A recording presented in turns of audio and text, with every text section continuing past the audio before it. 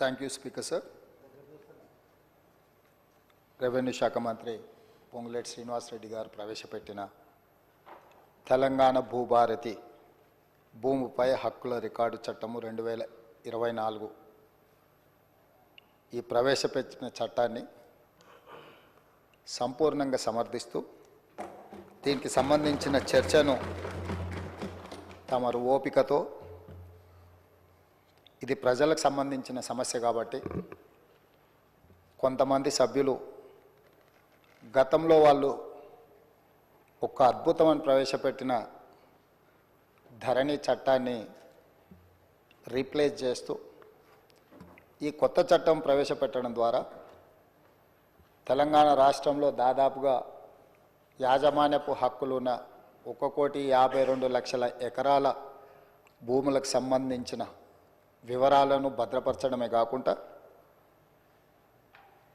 అర్హులైన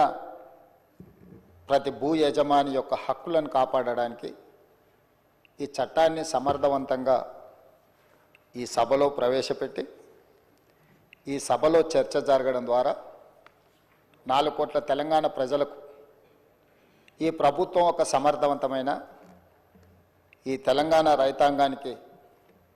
పూర్తి స్థాయిలో ఉపయోగపడే చట్టాన్ని తీసుకొచ్చింది అని ఒక భావన కల్పించి, ఒక నమ్మకం, విశ్వాసం కల్పించడానికి మీరు శాయశక్తుల ప్రయత్నం చేశారు. ప్రధాన ప్రతిపక్ష పార్టీ అహంభావంతో, అహంకారంతో సభా మర్యాదలను ఉల్లంఘించి సభాపతి మీదనే దాడి చేస్తామన్న ధోరణిలో చర్చను అడ్డుకోవాలనే ప్రయత్నం చేసింది. సహజంగా మిత్రులు సాంబశివరావు గారు చెప్పినట్టు ఎవరికైనా కుర్చీలో కూర్చుంటే సహనానికి కూడా ఒక హద్దు ఉంటుంది. మీరు సహనం కోల్పోయి వాళ్ళ మీద చర్యలకు ఉపక్రమించే పరిస్థితులు వాళ్ళు కల్పించిన మీరు చాలా ఓపికతో వారు ఎలాంటి ప్రయత్నాలు చేసినా రెచ్చగొట్టడం ద్వారా ఈ చర్చను తప్పుదారి పట్టించాలనే ప్రయత్నం చేసినా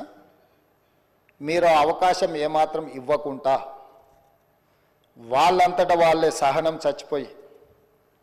సహకరించవలసిన పరిస్థితిని కల్పించి ఈ సభను ముందుకు నడిపించి ఇంత కీలకమైన ముఖ్యమైన ఈ చట్టాన్ని తెలంగాణ రాష్ట్ర రైతాంగానికి మేలు జరిగే విధంగా